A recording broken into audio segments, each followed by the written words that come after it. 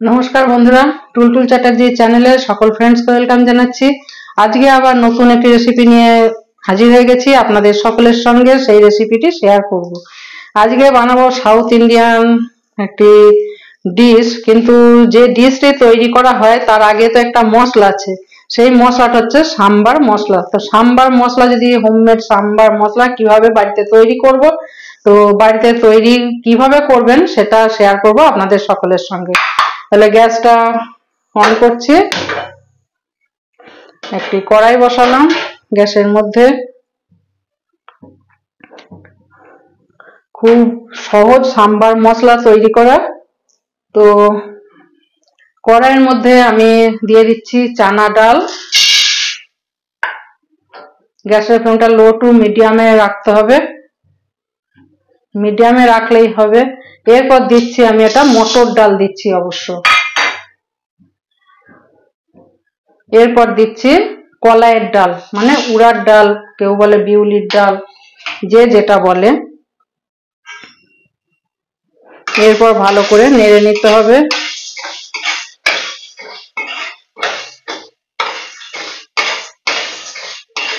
এর মধ্যে দিয়ে দিচ্ছি চাল, রাইস, একটু রাইস দিয়ে দিলাম। একটু ভালো করে ভেজে ভেজে নিতে হবে। দু চারটে পড়ে গিয়েছিল, তো সেইগুলো দিয়ে দিলাম। ভালো করে একে ভেজে নিতে হবে। এর মধ্যে যে রসটা আছে, ডাল চাল এগুলোর মধ্যে যে রসটা আছে, সেই রসটাকে একটু তাতিয়ে মেরে দেয়া। তাতে কি হবে, এই মশলাটা যখন তৈরি করে স্টোর করে রেখে দেবেন তখন অনেক দিন অবধি কিন্তু রেখে দিতে পারবেন।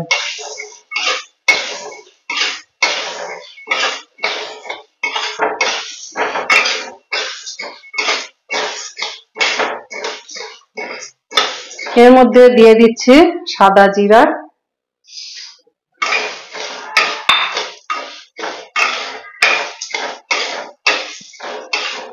এরপর দিয়ে দিচ্ছি ধনে।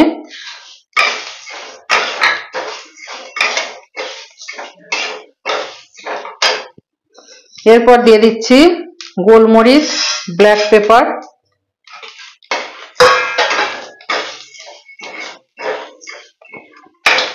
এরপর দিয়ে দিচ্ছি মেথি।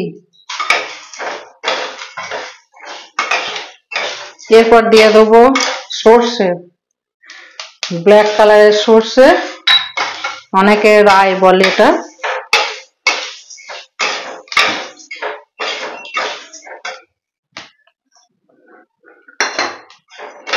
ভালো করে ভেজে নিতে হবে।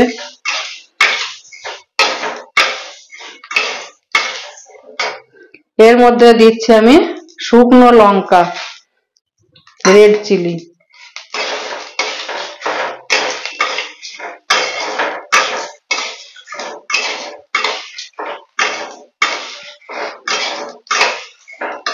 এইভাবে ভালো করে ফ্রাই করে নেব।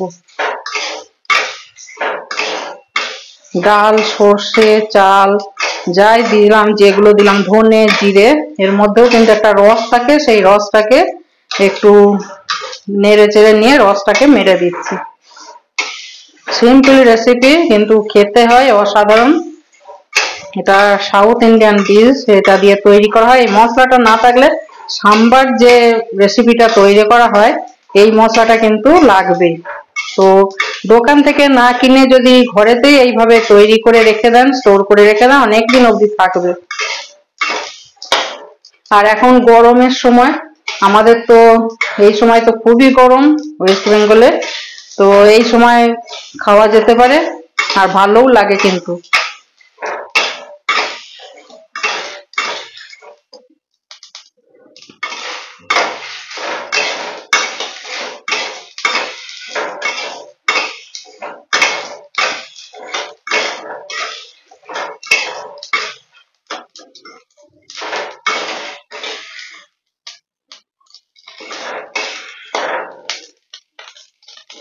এর মধ্যে দিয়ে দিচ্ছি হিং। গ্যাসটা অফ করে দিলাম, কারণ আমার ভাজা হয়ে গেছে।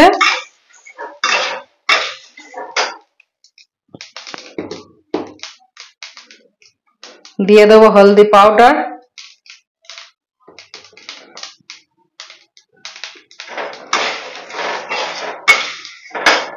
গ্যাস অফ করে দিয়েছি। এরপর আমি মশলাটাকে আগে ঠান্ডা করে নেবো, তারপর মিক্সিং জারে দিয়ে ডাস্ট করব।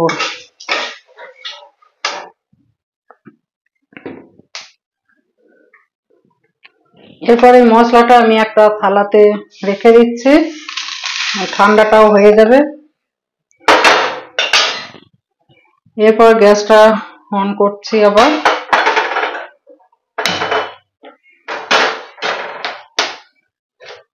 এর মধ্যে আমি নিয়েছি দুটো কারি পাতা।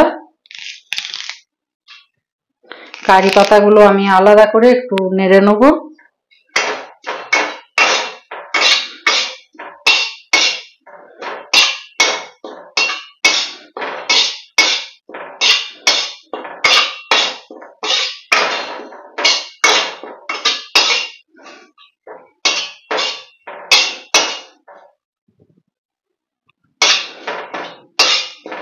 কারি পাতাটা আমার ভাজা হয়ে গেছে, গ্যাসটা অফ করে দিলাম। এরপর লঙ্কার মধ্যে যে বোঁটাগুলো ছিল, ডাঁটিগুলো, সেগুলো একটু ভেঙে ফেলে দেবো আর মিক্সিং জারেতে দিয়ে দেবো।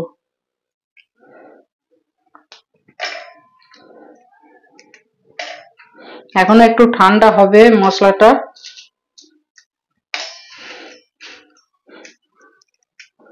এইভাবে ডাঁটিগুলোকে ছাড়িয়ে নেব। লঙ্কাগুলো দিয়ে দিয়েছি। এরপর যে মশলাগুলো ভেজে রেখেছিলাম সেই মশলাগুলো দিয়ে দিচ্ছি মিক্সিং জারে।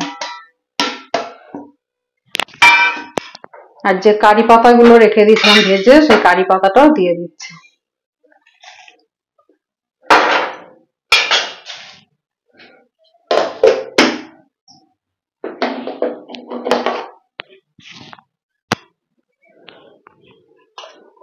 এখনো গরম আছে, তো একটু গুঁড়িয়ে নিলাম হলুদ আর একটু হলদি পাউডার অ্যাড করব।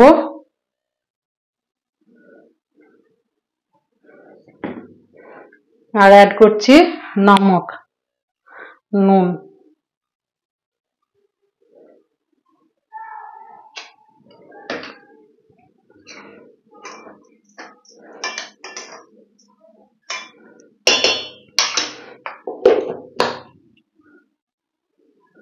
এবার দেখি কেমন হলো। এখনো গরম আছে, জারটাও খুব গরম হয়ে গেছে।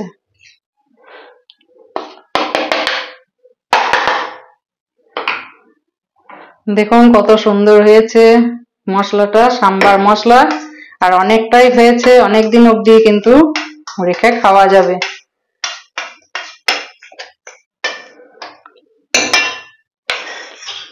এরপর আমি কাঁচের বোতল নিয়েছি। আপনাদেরও যা বোতল থাকবে কাঁচের বোতল, কাঁচের বোতলেতে নিয়ে এইভাবে কাঁচের বোতলের মধ্যে ভরে এয়ারটাইট কন্টেনারে রেখে দেবেন। এখন 6 থেকে 7 মাস কিন্তু এই মশলা থাকবে, বেশি দিন থাকবে, অনেক বেশি দিন অবধিও থাকবে। আমি একটা বললাম যে 6 থেকে 7 মাস, তার মধ্যেই শেষ হয়ে যাবে।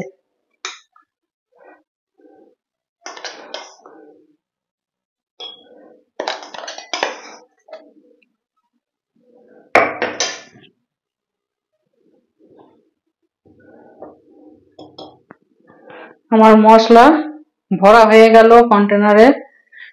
এরপর ঢাকা বন্ধ করে এইভাবে রেখে দেবো। অনেকটাই হয়েছে, অনেক দিন অবধি যাবে। ওই জন্যই তো বললাম আপনাদের যে 6 থেকে 7 মাস যাবে, আবার কমও যেতে পারে, খাবার ওপর নির্ভর করবে। কিন্তু সাম্বার মশলা কিন্তু রেডি হয়ে গেছে। আপনাদের যদি ভালো লেগে থাকে এই রেসিপি, তাহলে প্লিজ লাইক দেবেন, সাবস্ক্রাইব করবেন নতুন যদি কেউ এসে থাকেন टुलटुल चटर्जी चैनल, और शेयर करबें। प्यारा सा कमेंट कर दीजिए, लाइक कर दीजिए, जल्दी जल्दी तुरंत तुरंत, और शेयर कर दीजिए। आज के এই অবধি, সকলে ভালো থাকুন, সুস্থ থাকুন। আবার কোনো রেসিপি নিয়ে চলে আসবো। তো নমস্কার, থ্যাংক ইউ।